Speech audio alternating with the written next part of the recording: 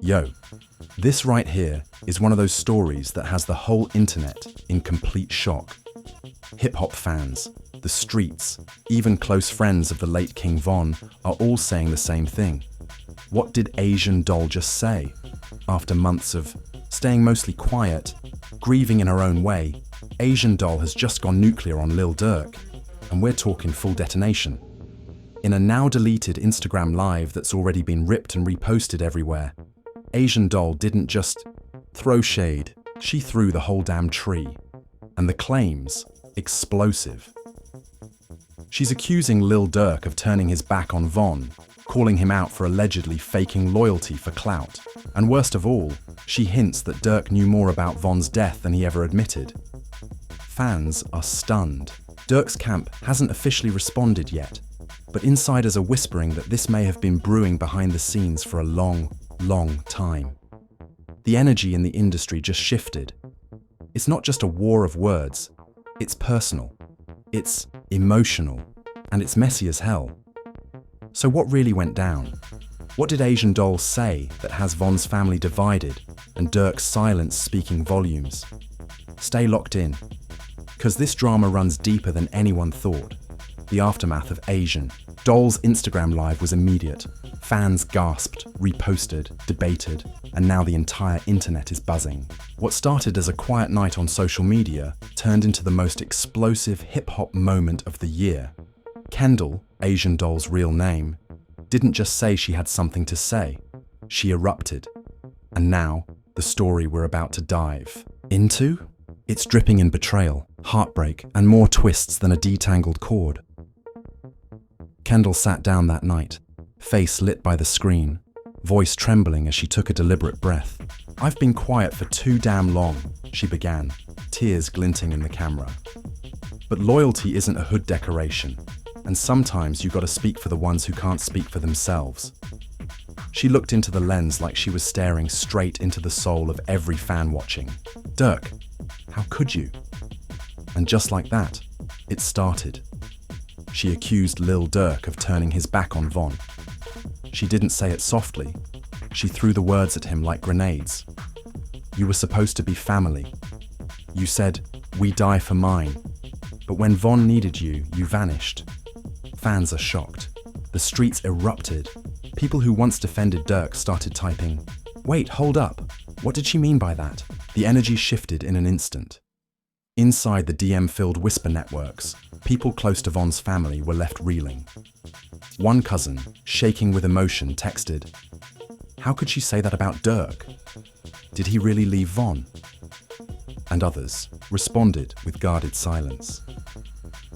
The family was left divided as whispers circulated that Durk shared some crucial details in private about Von's last hours, but never went public, leaving room for speculation. So what is Kendall getting at?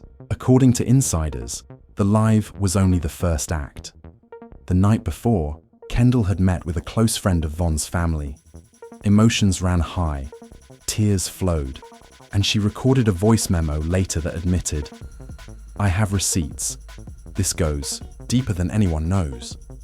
Loyalty is more than a phrase." She hinted that she had messages, even voice notes, of Durk discussing Von's final movements. Not rumors, but private conversations he thought were just between them. Fans, as always, volunteered to dig. They started tweeting about Durk's recent cryptic posts that seemed like tributes but now felt staged. "I miss my brother every day," now reads different. Was it nostalgia or guilt? And when Durk posted a blurry black and white image of Von with no caption, fans thought it was respect. But after Kendall's live, now it reads like a question.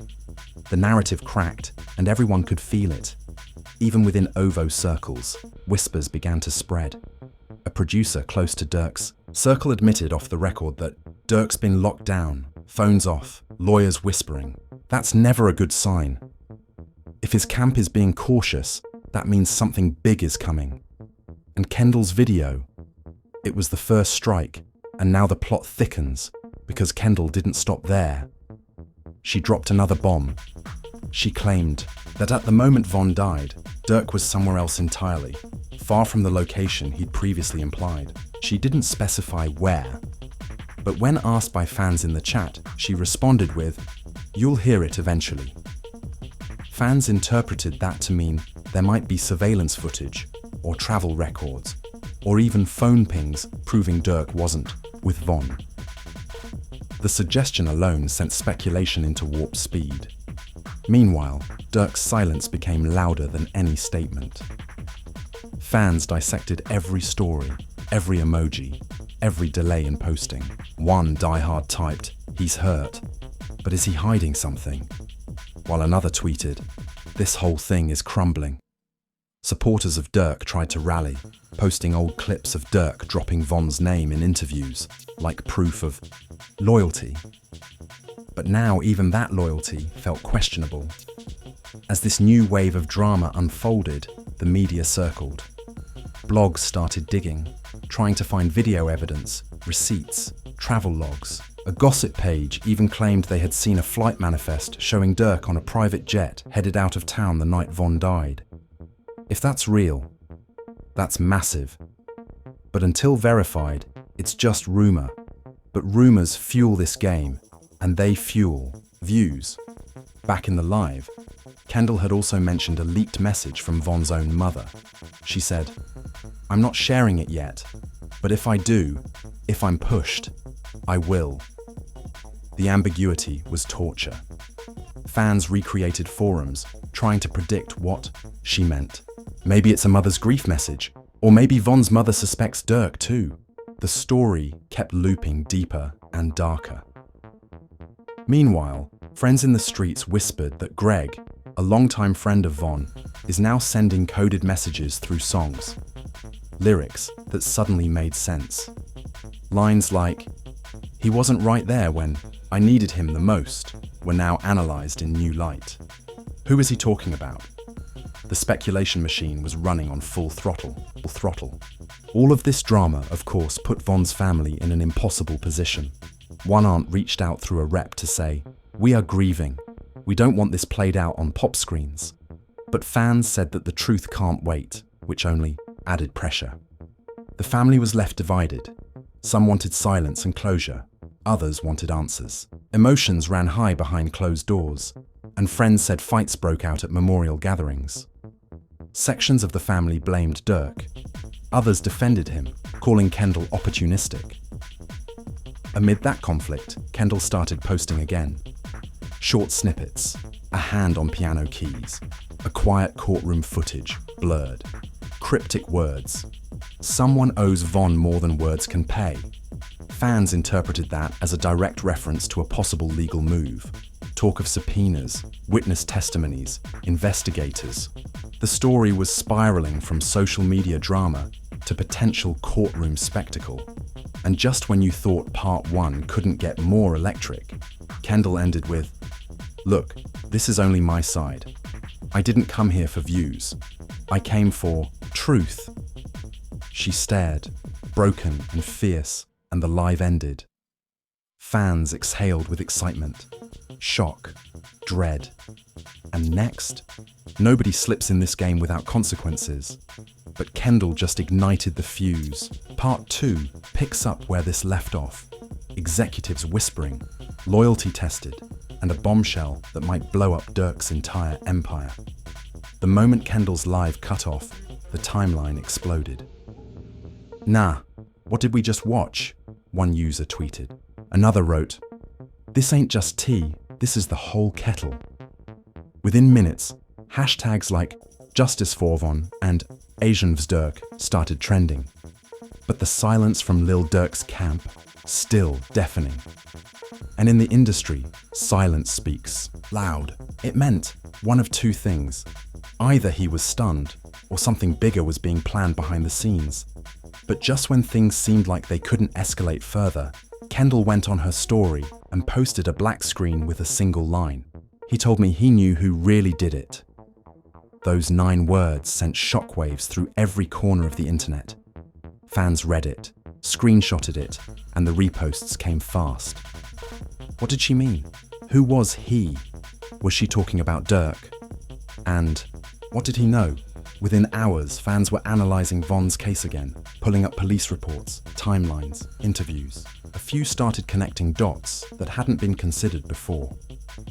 Durk disappeared after the Atlanta incident, one Twitter thread read. Then he reappeared with new chains, a bigger house, and no real emotion for the trial. The thread ended with, "Did Durk sacrifice the bond for the brand?" These were wild claims, but in the world of hip-hop, perception becomes narrative fast. Kendall saw that, and she knew exactly what she was doing. One friend close to her shared anonymously, "Kendall ain't crazy, she held back for a reason." But when she saw Durk dropping tribute merch and Von's name getting used to sell records, she snapped. And that's when another twist hit. Allegedly, Kendall had spoken to Von's mother, and there's a private voice note being held back. The voice note, according to one insider, allegedly contains a conversation between Durk and Von's mother where he makes a vague statement. "Things happen in the street. Sometimes you can't protect everyone." Now that might sound like a general comment, but when placed next to the narrative Kendall's pushing, fans are taking it as a confession, an indirect admission that Durk either knew Von was in danger or failed to act when he could have. The tension wasn't just online anymore. Behind closed doors, industry heads started panicking. Sources close to Durk's label claimed meetings were held that same day about reputation management. His social media team was told to pause posts. Collaborators were told to hold off on announcing projects. The word floating through label offices, containment, but Kendall wasn't done. A day later, she posted an image of a notebook filled with lyrics, one line circled in red ink. "You ain't slide for him, you slid for views." No context, just the line. But fans already knew it was aimed at Durk. The comment sections, filled with speculation. "She just said what we all been thinking," one person wrote. Another added, "That bar hit harder than anything Durk dropped since Von passed." And just when the storm felt uncontrollable, another person entered the chat, an old friend of King Von named Dre. He went live late that night, visibly shaken. "I've been quiet too long," he said, "and I ain't here to chase clout, but you're asking the wrong questions." Then he said the line that shook fans to their core. "Von told me, right before he died, that if anything happened to him, to watch who stays quiet." It was vague, chilling, and enough to turn suspicion into paranoia. Meanwhile, Durk remained quiet, but his team wasn't. One verified page posted a story that read, "Don't believe everything you hear. Grief ain't always public." The AI caption, "We know the truth. They'll hear it soon enough." That only added more mystery. What truth? Was something being prepared behind the scenes? By now, even blogs that usually stayed neutral were picking sides. Some supported Kendall's courage to speak out. Others accused her of capitalizing on Von's death. But no matter what side they were on, they all agreed on one thing. Something deeper was going on here. This wasn't just a breakup rant. This was a war of truths. Fans noticed that some of Von's lyrics, long ignored, were suddenly making more sense. Like the line, "Can't trust who smiles when you bleed." People started interpreting that as a message about betrayal, about fake loyalty, about being surrounded by people who only stand beside you when it benefits them. And suddenly, everything Von ever said sounded prophetic. Kendall, meanwhile, started hinting at more. She posted a photo of her and Von from 2020 with the caption, "He told me who not to trust, and I listened too late." Fans begged her to say more. They wanted names, they wanted proof, but she stayed calculated, only offering cryptic clues. At the same time, Durk was spotted at a private studio in LA. No entourage, just him and a few people. Insiders said he's recording something big, possibly a response track. If true, this could be the most emotional music of his career. But some fans questioned, is it real pain or damage control? The streets kept talking. Von's block in Chicago had murals of him that suddenly became the center of debate. Someone painted over part of one, tagging "fake love" on it. Nobody took credit. But the message was clear. The hood was split. Some felt Durk represented the movement. Others started to see him as an outsider who benefited from the pain but avoided the consequence. Even within Durk's team, cracks began to show. A close associate unfollowed him on Instagram, then posted a story that read, "Real ones move in silence, fake ones sell silence." People instantly tied it back to the controversy. The betrayal theme was now internal. Kendall also hinted that she had a burner phone with backed up messages and unreleased texts from Von. She said, "There's more he told me, and if people keep pretending, I might just remind them." Now, legal analysts online started picking it up too. One TikTok creator with law credentials posted, "If Kendall has actual voice notes or texts that imply knowledge of criminal activity, this could get way deeper than music." And the comments went wild. "You telling me this could become a court case?" one viewer asked. Another replied, "Hip-hop's about to turn into a courtroom drama." The next wave didn't come from Kendall, or even Durk. It came from someone completely unexpected. A quiet producer named Memo, who had worked with both Durk and Von back in 2019. Known for keeping a low profile, Memo had never been in the spotlight until now. Late one night, he posted a 6-second audio clip to his story. No caption, no context. Just a voice that sounded eerily like King Von's, saying, "He knew. I told him." That's all it took. The internet melted. Fans immediately recognized Von's cadence, his tone, that raspy intensity. The phrase alone was vague, but in the context of everything Kendall had been saying for the past few days, it hit like a bullet. Was Von really warning someone? Was that he, Lil Durk? And if so, what exactly did he know? Within hours, Memo deleted the story, but the damage was already done. Screen recordings were everywhere. Fans began spamming Memo with messages, demanding he release the full recording. Some even accused him of clout chasing, while others praised him for finally speaking up. A leaked DM showed someone begging him to confirm if it was real, and he simply responded, "You'll understand soon enough." At the same time, Kendall posted a throwback picture of her and Von on the couch. No makeup, just two young people in love. The caption read, "He died real. That's why the fakes hate me." The emotional weight was undeniable. She wasn't just feeding a narrative anymore. She was shaping it. And fans were eating it up. But behind the scenes, things were turning legal. A well-known Chicago-based lawyer who occasionally represents artists anonymously tweeted, "Someone in this situation is playing with fire.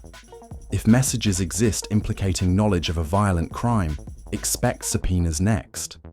Nobody was named, but everybody knew what it meant. What started as drama was starting to look like a potential criminal investigation. Durk's team still hadn't responded officially, but he finally broke his silence on Instagram, posting a single story slide, a picture of Von's obituary program with the words, "Long live twin. You know how we rockin'." Some fans took it as a tribute. Others saw it as a deflection. The comments were split. This man grieving versus, "Nah, you deflecting like crazy." But the most shocking twist came not from Durk, Kendall, or Memo, but from a woman named Keisha, allegedly Von's cousin. She'd never spoken publicly, never posted anything controversial, until now. She went live on Facebook, clearly emotional, voice shaking. "I wasn't gonna say nothing," she began, "but if Kendall's speaking, I will too. 'Cause Von told me, straight up, that he ain't trust everybody around him." She paused, eyes glassy. "He ain't named names, but I'll tell you this. He said someone was keeping track of him, like watching him, and he thought it was someone close, someone in the industry." That's all she said. She ended the live quickly. No follow-up, no tags, no explanation. But the message, loud and unsettling. By this point, even neutral fans were starting to feel the tension. One comment summed it up perfectly. "There's something sick going on behind the scenes. Too many people saying too many things." And as always, the internet doesn't wait for answers. It builds its own. Meanwhile, Kendall took things even further. She shared screenshots from an old message thread between her and Von dated just weeks before his death.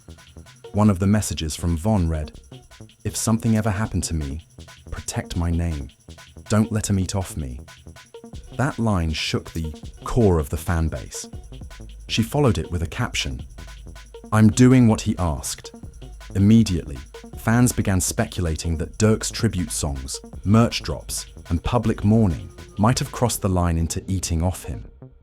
Memes started flying. Lyrics were dissected. And suddenly, Durk's recent collaborations were being called out for opportunism. Even songs where he mentions Von were now under a microscope. Then came another bomb. Kendall posted a blurry photo of what looked like a courtroom document with names blacked out. But fans zoomed in and caught what they believed to be a partial address tied to Durk's label. Speculation erupted that this might be evidence tied to a wrongful death lawsuit or sealed court testimony. She didn't confirm or deny anything. She just posted it and let the internet do the rest. At this point, everyone from rappers to influencers was chiming in. 600, Breezy tweeted, "You'll talk too much for clicks. Real ones don't do internet court." He didn't name names, but fans assumed it was a shot at Kendall.